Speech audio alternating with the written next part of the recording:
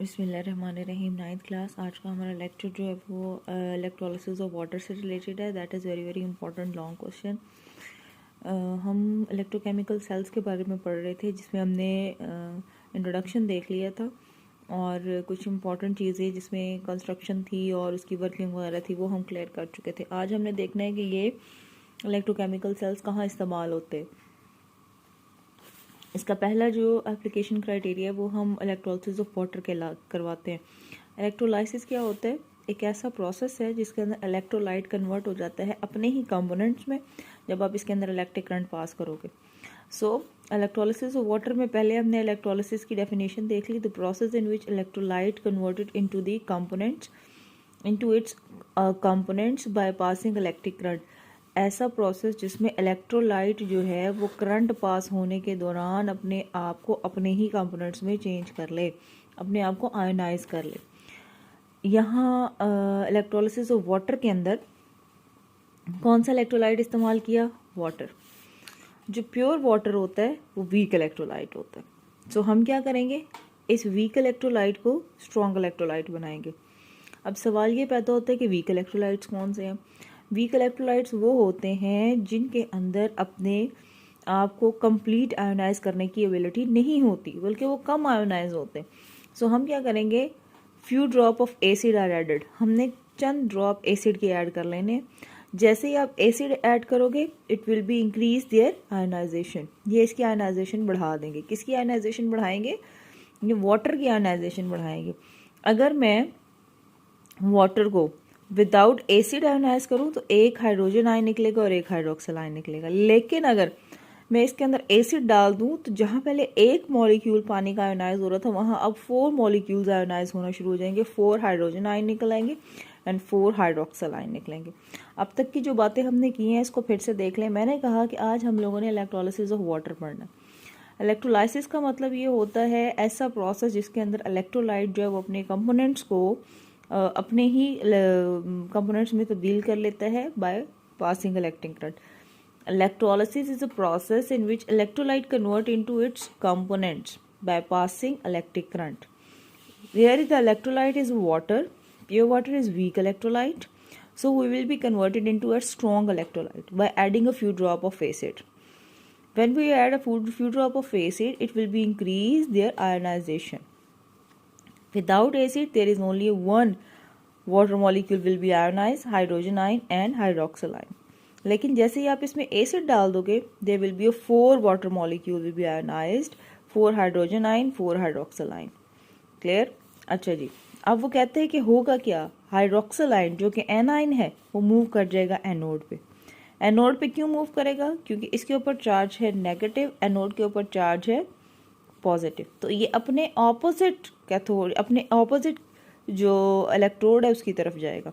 इसी तरह से पॉजिटिव आयंस जो है, जो कैटायंस हैं, वो मूव कर जाएंगे कैथोड्स की तरफ। क्यों कैथोड की तरफ जाएंगे? क्योंकि पॉजिटिव चार्ज इनके ऊपर, कैटायंस जो हैं इनके ऊपर पॉजिटिव चार्ज है और कैथोड के ऊपर नेगेटिव चार्ज है। क्लियर? ये हमने लास्ट लेक्चर में भी ये बात क्लियर की थी कि जैसे ही इलेक्ट्रोलाइटिक सेल या कोई भी सेल आप बनाते हो उसके अंदर आयंस प्रोड्यूस होते हैं तो वो अपने ऑपोजिट इलेक्ट्रोड की तरफ मूव करेंगे। अगर पॉजिटिव आयन है तो वो नेगेटिव इलेक्ट्रोड की तरफ जाएगा और अगर नेगेटिव आयन है तो वो पॉजिटिव इलेक्ट्रोड की तरफ जाएगा। सो जो आपके पास हाइड्रोक्सिल ग्रुप है, हाइड्रोक्सिल ग्रुप के ऊपर नेगेटिव चार्ज है जो कि एनाइन कहलाता है, वो मूव कर जाएगा एनोड की तरफ। हाइड्रोजन आयन जो है वो मूव कर जाएंगे कैथोड की तरफ। क्लियर? अच्छा, वहाँ जाके जैसे जैसे अपने ऑपोजिट इलेक्ट्रोड की तरफ मूव करेंगे produce oxygen anode.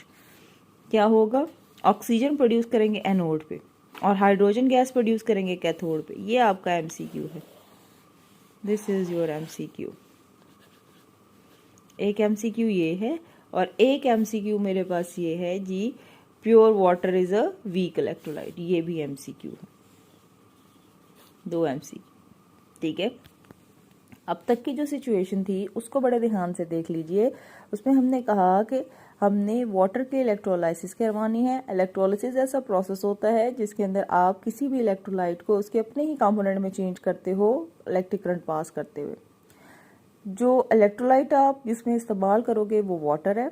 Pure water जो है वो वीक इलेक्ट्रोलाइट होता है अगर आप इसके अंदर फ्यू ड्रॉप ऑफ एसिड डाल दो तो इसकी आयोनाइजेशन इंक्रीज हो जाएगी। वाटर जो है वो अगर एसिड के बगैर आयोनाइज होगा तो एक हाइड्रोजन आयन और एक हाइड्रोक्सिल आयन देगा, लेकिन जैसे ही आप इसके अंदर एसिड डालोगे इसकी आयोनाइजेशन बढ़ गई, 4 मॉलिक्यूल आयोनाइज हो जाएंगे, 4 हाइड्रोक्सिल आयन और 4 हाइड्रोजन आयन रिलीज होंगे। हाइड्रोक्सिल आयन जो है चूंकि ये नेगेटिव है तो ये मूव कर जाएगा एनोड की तरफ, और हाइड्रोजन आयन जो है चूंकि ये पॉजिटिव है तो ये मूव कर जाएंगे कैथोड की तरफ। अब वो कहते हैं कि एनोड के ऊपर ऑक्सीजन गैस प्रोड्यूस होगी और कैथोड के ऊपर हाइड्रोजन गैस प्रोड्यूस होगी। ये गैसेस कैसे प्रोड्यूस होंगी इनको अभी हम देखेंगे, ठीक है जी। अच्छा, इससे पहले कि हम इनके वर्किंग की तरफ चलें, हमें इसको डायग्राम को बनाना है, क्योंकि ये डायग्राम के साथ आता है पेपर में, आपको ये डायग्राम बनानी पड़ेगी। डायग्राम मुश्किल नहीं है, थोड़ी सी आप कोशिश करोगे तो डायग्राम बन जाएगी, इसलिए आप लोगों ने इस डायग्राम को फॉलो करते हुए ये डायग्राम बनानी है। ये हमारे पास इलेक्ट्रोलाइटिक सेल है जिसके अंदर हम वाटर की इलेक्ट्रोलाइसिस करवाते हैं। इलेक्ट्रोलाइटिक सेल जो होता है वो शीशे की tubes, it's a specific type of tubes, ये ट्यूब्स हैं जिन पर ये मुश्तमिल है। जिस तरह से मैं इसको बना रही हूँ आप लोगों ने इसको प्रॉपर इसी तरीके से बनाना है, ठीक है जी। इसकी 3 लूप्स ऑफ ग्लास ट्यूब है, 3 लूप्स ऑफ ग्लास ट्यूब, 2 हमने बना ली, एक मिड वाली और उसके बाद 2 साइड वाली।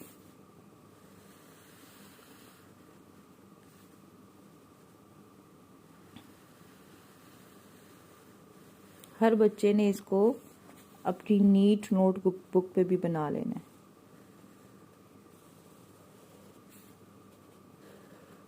इस तरह से। अच्छा जी, यहाँ पर भी आप इसको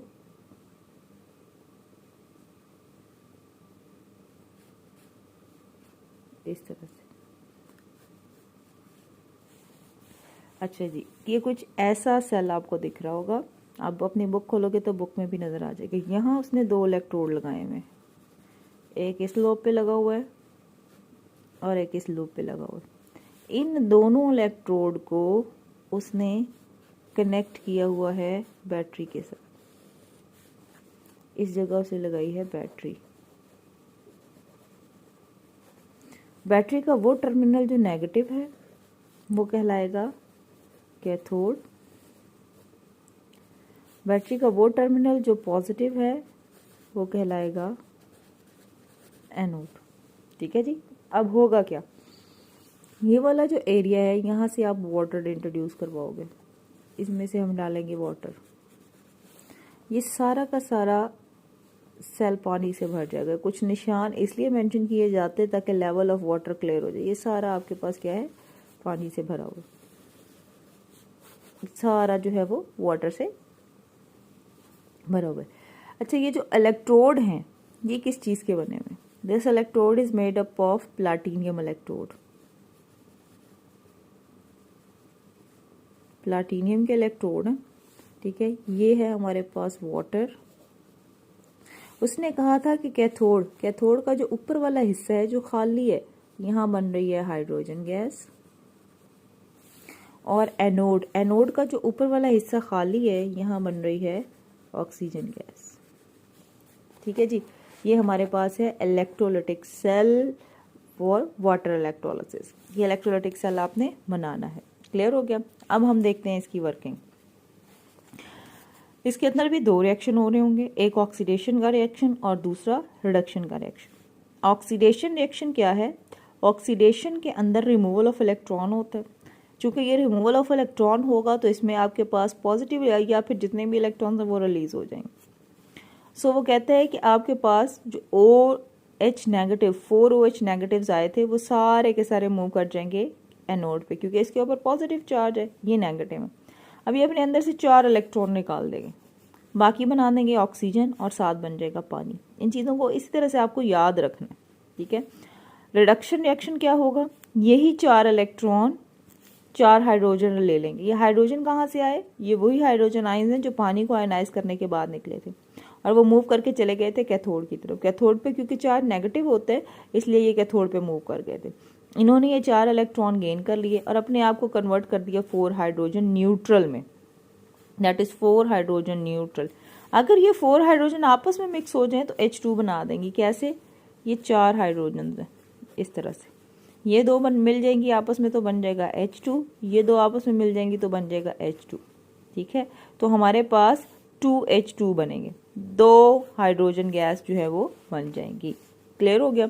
ओवरऑल रिएक्शन अगर आप लिखोगे तो आप इसमें लिखोगे जी 2 पानी के मॉलिक्यूल आयनाइज होंगे तो 2 हाइड्रोजन के गैस के मॉलिक्यूल रिलीज होंगे और साथ ही 2 ऑक्सीजन। अच्छा, यहाँ एक चीज़ का ख्याल रखिए, ये मैकेनिकल फॉर्म में नहीं है इसलिए आपको इसको पूरी रिएक्शंस जो है इनको इसी तरह से याद रखना है।